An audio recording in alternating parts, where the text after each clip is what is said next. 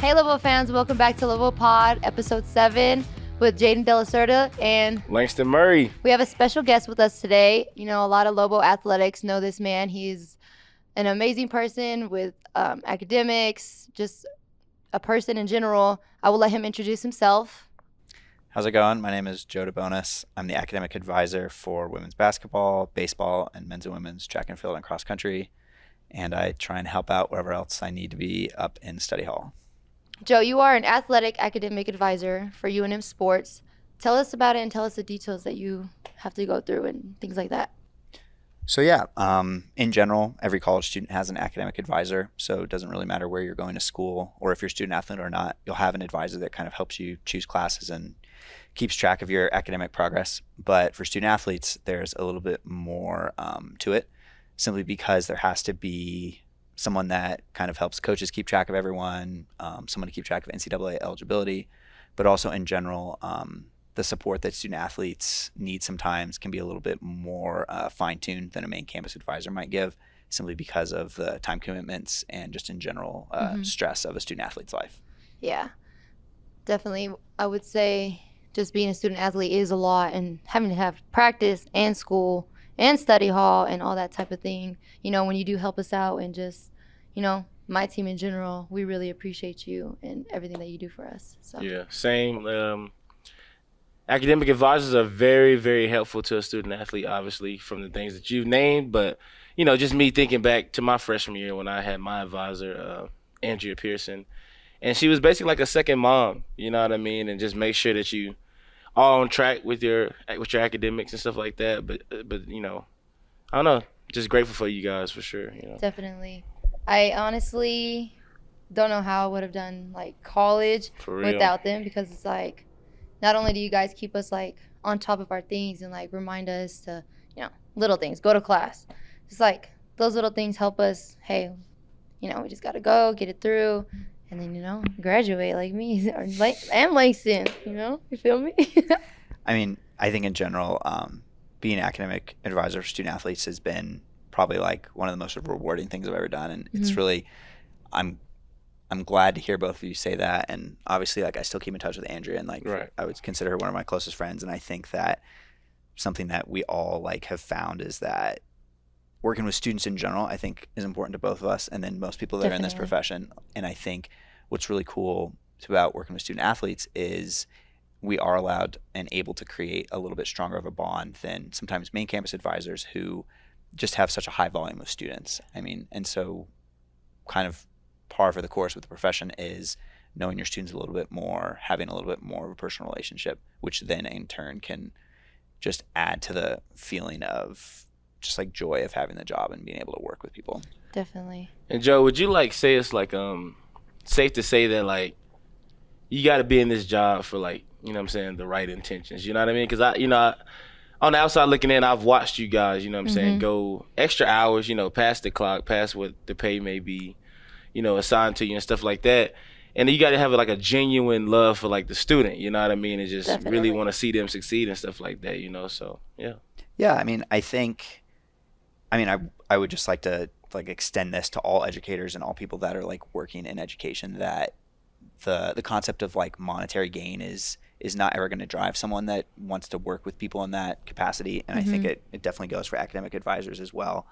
I think at the end of the day, what like drives me is just the idea of helping people find what they're passionate in. Right. So I used to be a teacher. I used to teach middle school. And honestly, that was super hard. Like the responsibility of teaching is something that I think is super valuable. And I really value all the teachers that are in our community. Definitely. And I found that being an advisor was kind of like this cool combination between being an educator, but also just kind of being like a peer mentor in a lot of ways. And so what really drives me and what really like helps, like you were saying, kind of be willing to work the long hours is like seeing students like find something they're passionate in and succeed. I mean, and the two of you, I mean, it's been really cool to see both of you fulfill your potential and just like grow. I mean, I didn't know you as well when you were younger, Langston, but I mean, I've known Jaedyn since she was a freshman here. And like the growth that you've shown and just what you've been able to accomplish here, both on the court, but also academically, has been really awesome. And that's something that obviously I am proud of, but it's something that I'm happy that you now have and that you can go into the world and do what you will with that. And it's cool to be able to step back and say, I mean, I don't own your success. Mm-hmm. It's yours. And I'm just happy to have been a part of that. And so I think that's something really cool about being an advisor and being able to interact with students in that capacity. Yeah, I agree. We have been with each other for a long time. Freshman year, you're actually my tutor. And I was like, I need Joe as a tutor. I need Joe. Brian, I need Joe. Mm-hmm. So all those times that we were doing those papers, now I can write a paper on my own. Mm-hmm. Shout out to you, Joe. And I think it's just a testament to like the hard work that, I mean, anyone that completes college can understand, but I think student athletes in particular can understand that, I mean, college is a lot different than high school. I mean, the expectations are different, the time commitment is different, the academics are different. You're away from home. I mean, very few student athletes that I've worked with at UNM are in the same city that they went to high school in, so they've had to travel and come here. And I think it's something that specifically academic advisors kind of notice and try and just help in little ways like that, because it is hard to be away from home and be young and be doing all those things. And so it's something that, I mean, knowing my coworkers now and previous, that it's something that everyone tries to help and appreciate for you all. Yeah, and you guys, like, y'all definitely do a good job of that, because it goes past academics sometimes. You know, sometimes we just having a stressed day at practice and stuff like that, and we just want somebody to talk to. Mm-hmm. You know, or just want somebody to vent to about, you know, whatever the given situation may be. And like I said, and you and I got closer in the later years, you know what I mean? But early on, like I said, mine was, you know, Andrea and stuff like that. But just an academic advisor, and like in general, you guys all, you know, do like an ample job at, you know, taking care of us in whatever way that may be, you know. And like I said, I'll be the first to just show gratitude towards that, you know, because like, sometimes you just need somebody else to believe in you before you can believe in yourself, you know. And that's the unfortunate truth, you know what I mean? But I mean, when an academic advisor pushes you, even when you feel like you're not capable of, you know, making that grade on that test or whatever, stuff like that, it goes a long way. So definitely, there are some times where I didn't think I was gonna pass the class, and Joe was just like, "You can do it, you can do it." And I'm like, "Joe, no, I can't. I'm not gonna make it." He's like, "Yes, you are, Jaedyn." And I was like, "Okay, I got it." Ended up passing the class. I felt so cool. And I think in general, that concept of like motivation and being there for students is something that is really powerful, and something that I think another reason why people get into this profession is they do enjoy like being able to help push people in those directions. And at the end of the day, I mean, academics are a huge part of being a student athlete, and sometimes I think in like the hype of recruiting and the graphics and things like that, sometimes that can kind of take a backseat. And I think that's something that I know I take a lot of pride in, and that's my first thing that I talk to a student when someone's getting recruited. When they come to my office, I get to talk about their major and talk about what their future academic plans are. And that's something that I know I'm always going to be the person like harping on, even when like everything else is going on. And that's just how like the nature of this profession and the nature of like college athletics is in general. But I know that academic advisors across the country, and especially at UNM, are always going to care about academics first, which I think is always good to have someone in your corner like that. Right. And to all my student athletes out there, man, just always treat your academic advisor with respect and stuff like that, definitely, because it's a lot that goes into like them making sure that you're good, you know what I mean? And so just show gratefulness or whatever that may be, but definitely don't make it a harder time, you know. Like I said, which that's life in the same note, but I done seen, you know, different scenarios, teammates and players or whatever, you know, just not be as grateful for their academic advisor as they should, you know. And I think like at the end of the day, that's not why people do this job. And I think it helps, and it's validating, and I think all humans need validation. And so it does make me feel good to hear both of you say like those things. But I think at the end of the day, what I've learned, especially after coming from being a middle school teacher and moving to just older students, is that like the power of education and the power of being a mentor and the power of just growth in that sense can really come at a later time, and that's okay. Yeah. Like, so like a lot of the students that I taught in 7th grade, I mean, so they're now graduating high school. Oh, and wow. And I'm watching them go, and because I mean we follow each other on Instagram, like I've kept somewhat of a relationship with them, and I'm watching them go on posting their college admittance letters. I'm watching one of them literally went on a visit to Pittsburgh and met J-Lo. I mean, that was wow. crazy. I mean, like Right. one of my students that I had at UNM met a student I had in Detroit. I mean, seeing that kind of like growth and seeing people develop and knowing that maybe whether or not there was appreciation at the time I knew them that doesn't bother me. I mean, I like to see the growth. Right. Yeah. Growth is something that's just valued. You know, like you said, you saw us come in as freshmen and now we've done all the success. And honestly, like, you don't really even notice what you really do until you look back at it. You know what I mean? Yeah. We don't look back and say, like, I was struggling in this class and then I, like, pushed through it, or, you know, I don't know. It's just like. Well, but I think sometimes you do, because I think sometimes it does help you motivate. I mean, like when we're looking at grad school now, like whether you're like consciously thinking about some of like the late nights at study hall when you were younger, I think it does drive you now. I mean, like from as simple as like coming in earlier in the day because you know you don't want to be at study hall at 9 to like knowing that you completed a hard task and you got through it and now you know you can do it. I mean, I know the concept of growth mindset has been a little cliche recently. I mean, people have kind of like overused it, but I think it really does apply in academics a lot of times where, I mean, if you don't feel confident in what you're doing, if you feel like maybe your high school education wasn't like as strong as it could have been, it can make college super daunting. And that's frankly unfair. I mean, I think college should be accessible to anyone that wants it. And I think that sometimes the institution of college can be a little elitist in that, where they're looking at these like private school, high school kids as like who their target is. But to me, that's not what college is about. College is about like gaining new experiences, finding a way to get something out of it that's going to move you forward, and finding a way to move to the next step in your life, because college is going to be for a very short time and your adulthood is going to be a long time. And so if you can gain as many skills and experiences and educational opportunities as you can while you're in this time, then you're going to go really far. And that's a real good statement you made there, because like you're going to meet a lot of people, people that are similar to you and people that are not similar to you at all. And like I said, when I first got to college, you just learn so many different ideas and occupations that you can do in life and stuff like that. And so, you know, when you want to be a sponge, you know, that's a real good tool to have, you know what I mean? Because then you broaden your spectrum of what you can be in life and stuff like that. So yeah, exactly. Definitely agree. And I think the cool thing about being an athlete in college is it gives you like an automatic avenue for friends, for experiences, for travel, for a lot of things that are a part of college. But then you can then also go and be a traditional college student by taking classes with other people, by getting involved with other activities. Like those are like all experiences that are going to push students farther. And when I talk to students about like, well, what do you want to do when you grow up, or what do you want to do after college? I think there's a lot of like fear in not knowing yet, but also like in choosing the wrong thing. And what I try and tell students is like, be in the moment, like take advantage of the experiences you have now. But most importantly, like your degree, like what's on paper in college, very rarely will that translate to what you get a job in. Like very rarely are you going to go and get a job in what you majored in. But what's important is to gain some experiences, do an internship, make like a friend in like a position that could potentially help you in the long run. I mean, those are that's how college benefits people.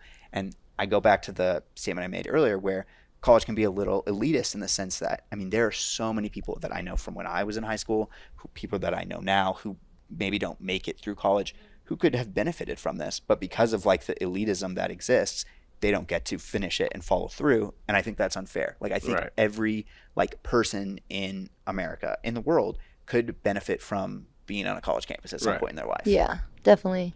Because I've definitely, you know, like how you said, I got to travel. I got to meet people who can help me in the future and things like that. And it's just like, I really do, now that I think of it, being an athlete, it gives you that extra oomph. You know, you're more put out there, you're more connected with different people. And it's just, I don't know, like going to Paris was an amazing experience that I never would have gone. Like, you know what I mean? So it's just little things like that. One of my favorite memories of working with you all was when you guys FaceTimed me from the Eiffel Tower. And it was like seeing everyone so happy and like knowing that, like that opportunity, I don't know how many of you all would have had the opportunity ever again. And that's really awesome that that was a part of like your college experience. And that's something that I know everyone that was on that trip can take, and they still talk about that or have the memories from that. And that's something that will like keep them going. Yeah, definitely. I'm one of those people. So Joe, you mentioned like freshmen coming out of high school, you know, this is like basically like a new world to them and stuff like that. And so there some may have a hard time, you know, getting accustomed to this new lifestyle, as well as like figuring out what they're really chasing in life and what they're destined to do. So like let's just start with like, how do you help these students choose their degree or what they want to be in life? Well, I think what I try and remind students like every day, and what I find most important is like, you have to do what you love and what you're passionate about. And again, like a lot of this I know feels very cliche, but when you get to the root of like what life is about and what you want to like achieve, if you're doing something that makes you happy, you're going to go for it. Mm-hmm. And so when students come and they're like, I have no idea what I want to do. Well, I mean, you break it down. It's like, well, what was your favorite class in high school? Or what are you passionate about? Like, what do you like besides your sport? Do you want to go into sports? I mean, like there's a lot of like avenues you can go. And what's hard about your freshman year though is students end up taking what are called like the gen ed classes. So the classes that everybody at UNM has to take. And those can be boring. I mean, having to do that last math class before you're finally free of math. Yeah. Having to do that English class, maybe if you're more math centered and you don't like to write. I mean, Mm-hmm. that is a challenging part about the first year of college, where you're in a new environment and everything's supposed to be like new and improved, but you're still taking that like high school English class that you're tired of. And I think what's really important and what I found is reminding students that you're going to get to do those things you like. You're going to move forward, but also like finding ways to make those assignments more applicable to you. Like in those English classes, I mean, you get an opportunity to write about whatever you want. So Mm-hmm. students write about their favorite sport. I mean, Right. they write about their families. They write about their hometowns. I mean, there are always going to be a way to make a class fit you and Yeah. make it work. Yeah, I agree with that. I definitely did that my freshman year too. I mean, I'd imagine the majority of the papers that I was writing at the time were probably centered or aimed towards football, but it still fit the criteria that Yeah. the professor. Yeah. Because they usually do leave it broad as far as like the topic that you want to discuss and stuff like that. So, yeah. Or like doing a paper over yourself. What are the autobiography? Autobiography, Yeah, memoir, I remember yeah. writing one of Yeah. those. I was really happy to write about myself. I mean, some people find it really challenging. I mean, I was arguing with, who was it? I don't know. I was arguing with someone the other day about how like, this is so hard, 5 pages. And I was like, it's about yourself. Like, come on. But some people don't like to. And it's cool to see them have to get out of their comfort zone, reflect on themselves, and Yeah. be able to find something about that. Because that's another tool that can kind of help you figure out what you want to major in, or figure out what classes you want to take. Because as you reflect on, I mean, 18 years is not a lot of time, but it's usually enough time to at least have some interests built up and have some Yeah. like things you want to do. And so by the time you're choosing classes, you can go in and kind of find some areas that work. And the beauty of college is you can try something and not like it and move Right. on to something else. Yeah. I mean, Yeah. you're not locked or set in stone in any sort of major, in any sort of path. Oh yeah, I switched mine. It had to be at least 4 times. I was Ironic just gonna enough, say mine too. yeah, for real. And look, so my first ever major here, and many people may not know this, but I was in theater. I don't know. Look, I had this dream of You just, would you fit know, perfect. tell me about it. So like I had this dream of just being like an actor.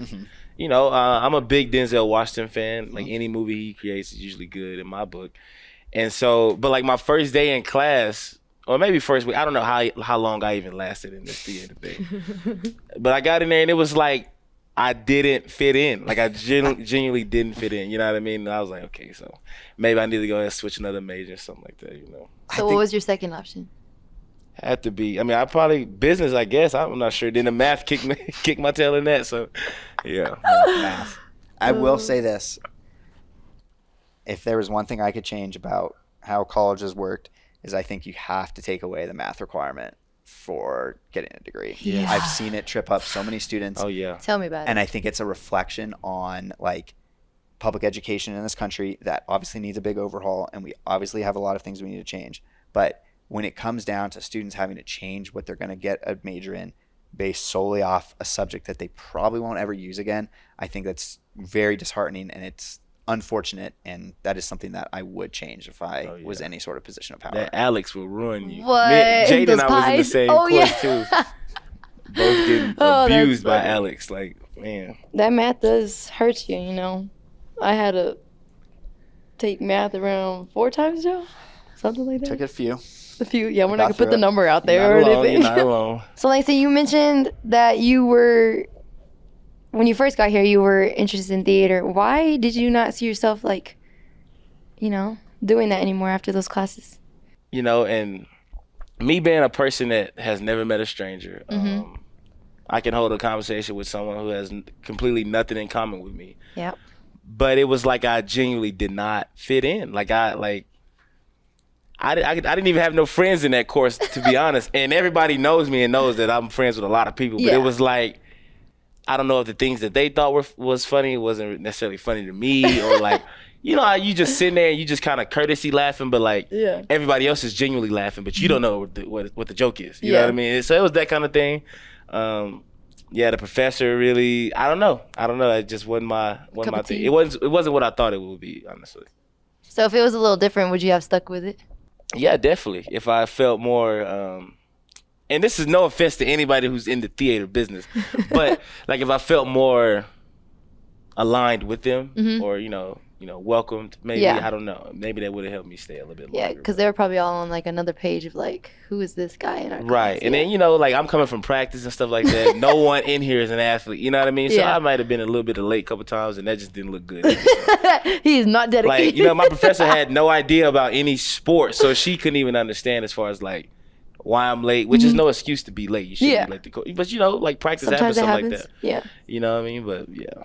That's a big issue, We usually miss class, we're late to class, just anything because we have games, practice, certain things like that. Right. So how do you help students understand that, like they're still going to pass the class and things like that, but how do you help them, Joe, like understand that type of situation? Well, the number one thing, and I cannot say this enough, is to communicate. As long as you're letting professors know ahead of time that you're going to miss. I've never met a professor on campus that is not willing to work with a student athlete as long as they know ahead of time about any conflicts. Yeah. And at the end of the day, I mean, at some point in any college student's career, they're probably going to have something come up where they have to miss class. So professors are used to it, but I think it helps having structured study hall for teams because if they are missing class for a game or if they're missing for whatever reason, being able to come up to study hall and sit down and work with a tutor, work with their advisor, and kind of go over what might have been missed or go over what's left is a really good tool to kind of help students not feel like they're behind. But more than that, it's just communicating with professors, letting them know when travel is going to happen. And then after when you come back, double checking and be like, well, what did I miss? What do I need to do? And at the end of the day, I've had every single type of experience that you could think of with professors, and the best ones happen when the students communicate first. Yeah, and professors really like when you're proactive. You know what I mean? Even if you're asking questions that you genuinely don't care about the answer, the fact that you asked it, I'm being honest though, the fact that you asked it, you know what I mean? It goes a long way with the professor and stuff like that. They like to just see effort, you know what I mean? And then the majority of the time, they'll work with you on any situation you got going. Yeah. I mean, and the professors are passionate about what they're teaching, and so anytime someone shows like that extra interest or the ability to come and like continue a conversation after class, anything like that, I mean, they're going to feel good and they're going to feel validated. I mean, we talked about validation earlier, but like every human needs that. And the way a professor gets that validation is through students like showing appreciation for what like the professor's doing and the class they're in and what they're learning. I never really thought of it that way, but now that you guys say that, like they really want to see you like obviously trying things, but like little things like that can actually make them feel, hey, like I like doing my job type of thing. Yeah. And it's really easy. Like it's not hard to just ask one more question or just, something stuff like that. And the professor's like, hey, they really care.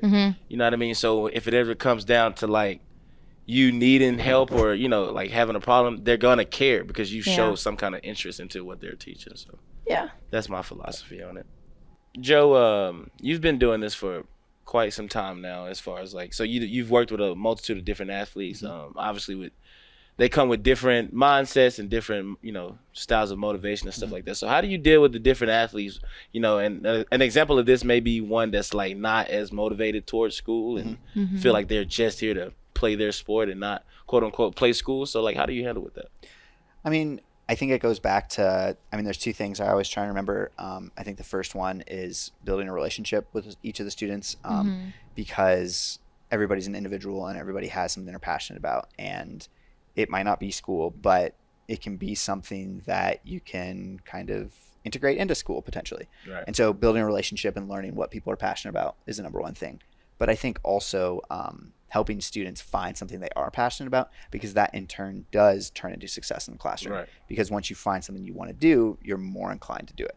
And so, like you said, I've worked with students that struggled all of high school, all the way up to students that came in with 40 AP credits and are classified as a junior the first day they step on campus. And you have to work with them in different ways for sure. But I think no matter who you're working with, it's about building a relationship and helping them find something they're passionate about. And so with those high achieving students, I mean, I'm always looking for ways to continue challenging them. I mean, as an advisor, I'm on a bunch of listservs that send me opportunities for fellowships or different internships. And I mean, I can think of one particular student I work with. Her name is Issa. She's on the cross country team, and she's super into like water resources and things like that. And a fellowship came across my email. I sent it to her, and she applied and got it. And it's like, success stories like that are really awesome, and I'm glad to see students taking advantage of the resources. Right. But I mean, there's also students that come into college like having no idea what they want to do. And I can think of a student that I think is near and dear to all of our hearts. But Najee. I mean, Najee came into school, right, didn't know at all what he wanted to do. And this is much more a testament to Andrea than me. But right, Andrea put him in a sign language class, and he loved it. And after that, I mean, Andrew was able to help him navigate through the sign language program. And it was cool to see Najee, who, like, did not want to be here doing classes, like, find something that he was passionate about and, like, and excel and, like, find, like, joy in that. And so I think, no matter who you are as a student, like, you're going to see them, as long as you help them find something they like and find joy in, they're going to be successful. Right. Yeah, I could definitely see that because, you know, there's one of my teammates, not a big fan of school and stuff, but she really likes family child studies for some, like, you know exactly what I'm talking about. Like, I'll be like, what are you doing? Family child studies? I'm like, oh, okay, look at you. Like, so it's just cool to see, like, those type of things. And I'm like, okay, like, that's cool. You know, you finally find something that caught your attention. I don't know.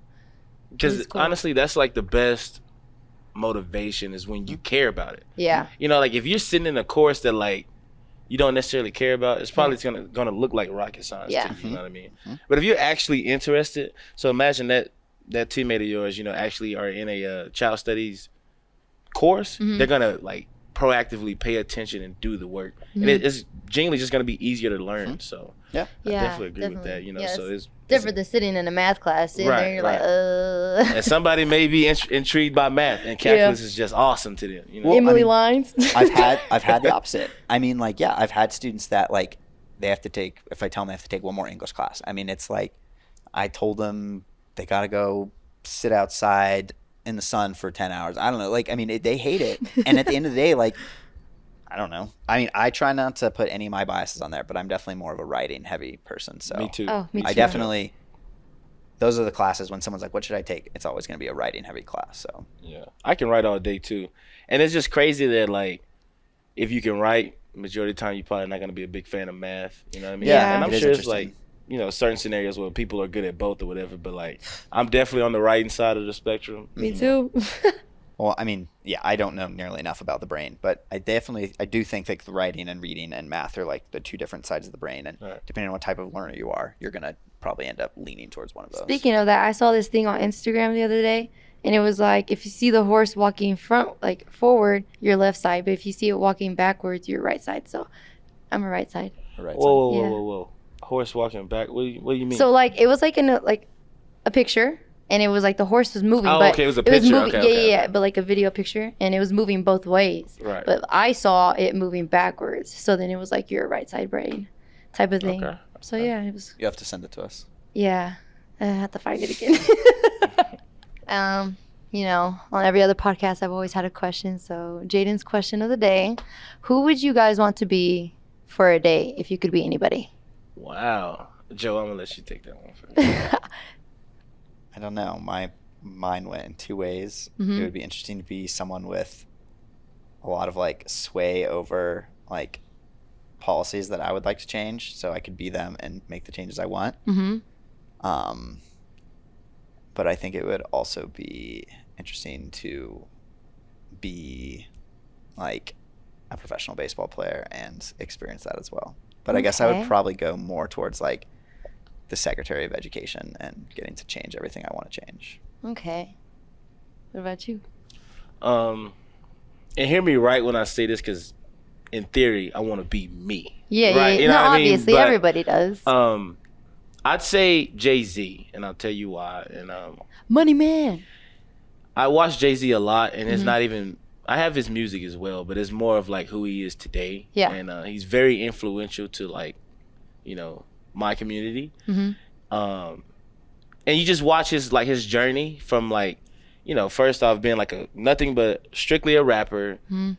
He even talks about him selling drugs in his earlier years and stuff like that, and then he turns into like a complete businessman. You know, like a multi-millionaire, whatever the word may be.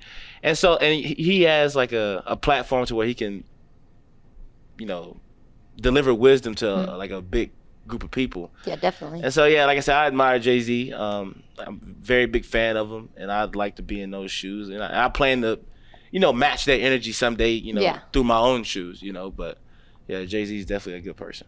I agree. I would want to be Kylie Jenner. Why? Because she's very young. You know, she has a lot of money. She's very successful in all she does. You know what I mean? She has Kylie cosmetics, swimsuits, baby stuff for Stormy. You know, just like different things like that.